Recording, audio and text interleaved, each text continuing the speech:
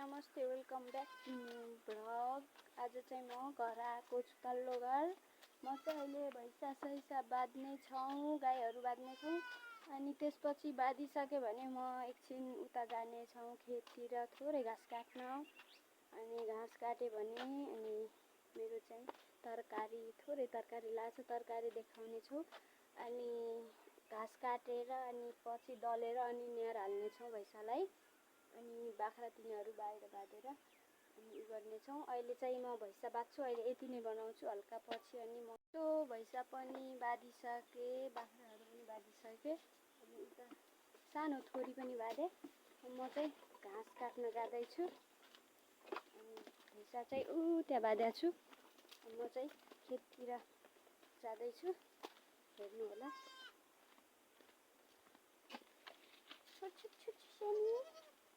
सानो पाठीहरू पनि छन् हाम्रा भैँसा र गाई छ सानो। हाम्रो चाहिँ यो खेतहरू हाम्रो धेरै खेत छ।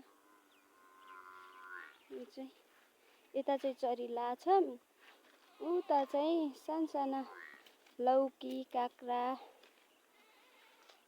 भुजाहरू लाएका छन्। म चाहिँ उता चरी बर्स्यौँ काट्न जाँदैछु। चरी काट्न जाँदैछु, सीमा देखाउँछु चरी पनि।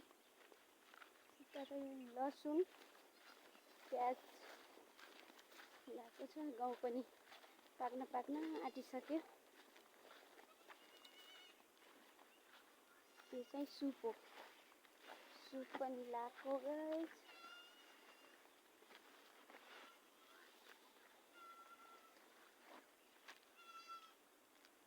यता चाहिँ भिन्डीहरू लाछौँ, यता चाहिँ मटराहरू लाछौँ। यता अब यो बर्स्यौँ काट्ने छु म।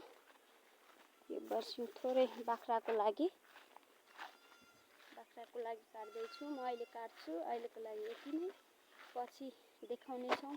आज मैले चाहिँ 2 ढोका घाँस काटिसकेँ अनि भैँसालाई न्यार पनि हालिसकेँ, हेर्नु। अनि पिँढो पनि दिइसकेँ। अब आज चाहिँ यति नै हुन्छ।